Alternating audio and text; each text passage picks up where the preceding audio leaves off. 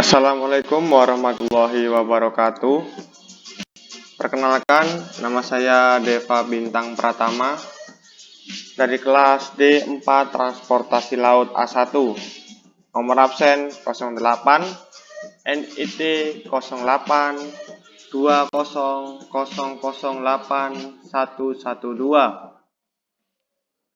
Hari ini saya akan mempresentasikan atau menjelaskan mengenai database.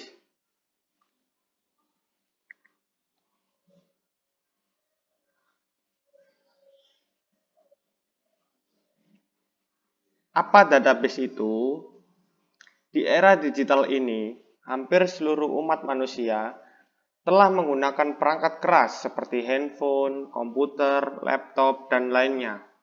Setiap hari, kita selalu mengakses berbagai aplikasi secara online maupun offline. Sebelum itu semua terjadi, tahukah kamu bahwa di balik itu semua terdapat sistem proses penyimpanan data yang biasa disebut dengan database? Lalu, apa fungsi dan jenisnya? Jadi, database ini terdapat 5 jenis database yang selama ini beroperasi di perangkat kita. Dari 5 jenis database tersebut, terdapat 15 macam produk yang memiliki fungsi berbeda-beda. Berikut jenis-jenis database beserta fungsinya. Apa saja itu?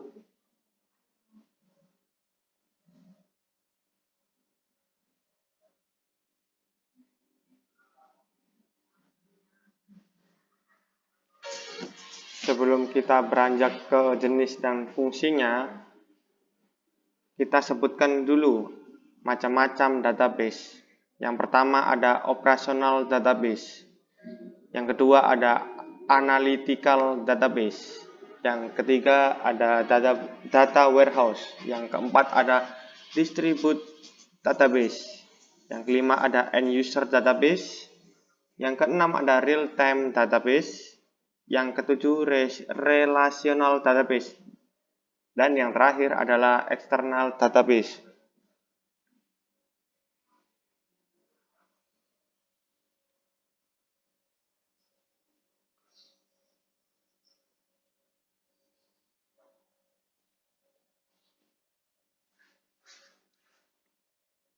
Ini adalah bagian pendukung dari database.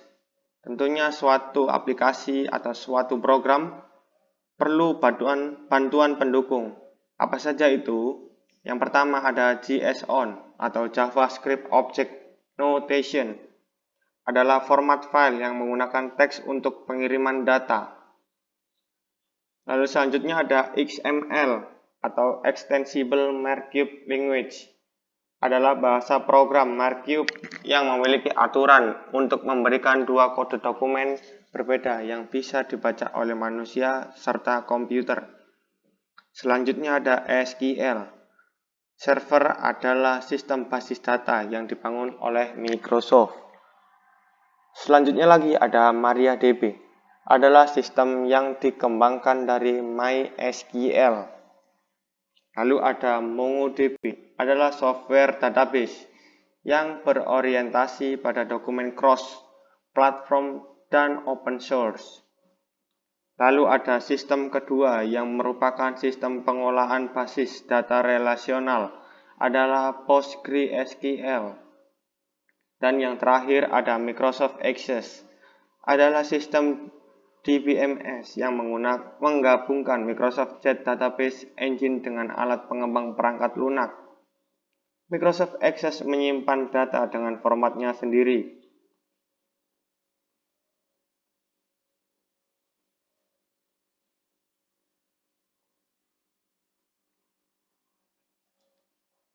Dan ini salah satu contoh project database, yaitu MongoDB yang sebelum slide ini sudah saya jelaskan.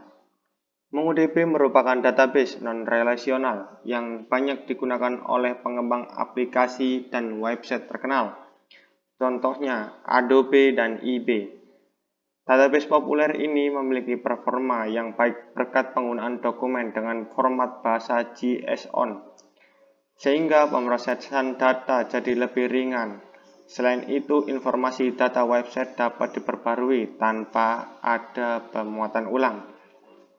Bahasa pemrograman yang terintegrasi pun cukup beragam, sehingga memudahkan Anda mengembangkan website dengan tren terkini, misalnya C, C++, Cpagar, Haskell, Java, JavaScript, Lisp, Perl, PHP, Python, Ruby, and Scala. Skalabilitas MongoDB pun bisa disesuaikan dengan kebutuhan Anda. Ketika ada lonjakan kapasitas data, Anda bisa menambahkan server cloud untuk database cluster.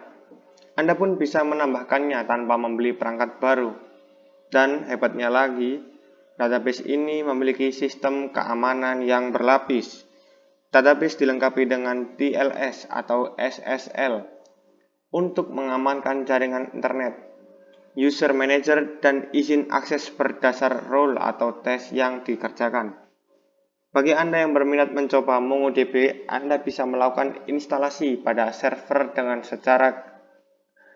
pada server Anda secara gratis.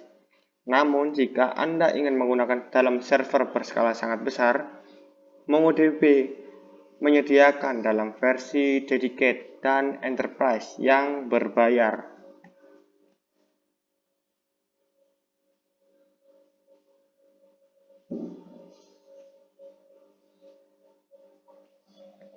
Dan ini adalah manfaat database. Apa saja itu manfaat dari database? Yang pertama, memberikan kemampuan dalam seleksi data menjadi satu kelompok yang terurut dengan cepat. Instrumen tersebut menghasilkan pencarian informasi yang ditemukan dengan cepat. Selanjutnya, manfaat database memberikan kemudahan akses bagi banyak pengguna dalam waktu yang bersamaan. Sistem tersebut memungkinkan akses suatu dokumen ke lebih dari satu pengguna. Yang ketiga, database melalui bahasa pemrogramannya telah dibuat secara safety melalui instrumen password, membuat data tersebut hanya bisa diakses kepada pihak yang diizinkan. Yang keempat, database tidak memerlukan server lebih dari satu dalam penggunaannya.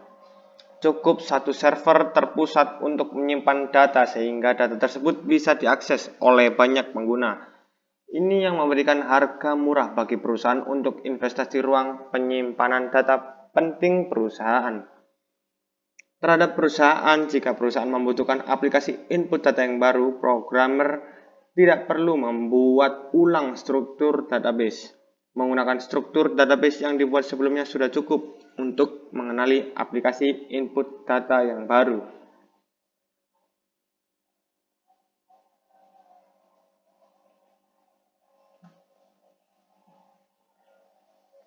Ini adalah tipe data string beserta fungsinya, yaitu yang pertama char.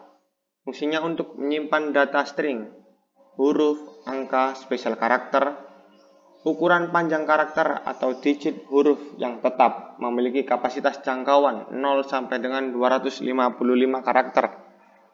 Yang kedua ada varchar. Fungsinya untuk menyimpan string dengan digit huruf yang dinamis dengan jumlah maksimal yang telah ditentukan dengan kapasitas jangkauan 0 sampai dengan 65.535 karakter. Yang ketiga ada text. Fungsinya untuk menyimpan string dengan panjang maksimal 65.535 bits. Yang keempat ada tiny text. Fungsinya untuk menyimpan string dengan panjang maksimal 255 karakter. Yang kelima ada medium text. Fungsinya untuk menyimpan data berupa string dengan panjang maksimal 16.777.215 karakter. Lalu yang terakhir ada long text. Fungsinya untuk menyimpan data berupa string dengan panjang maksimal 4.294.967.295 karakter. Itu tadi adalah tipe data string.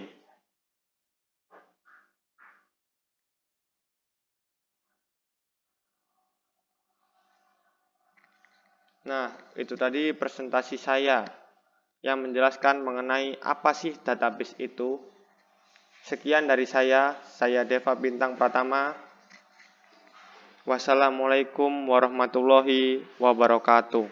Terima kasih.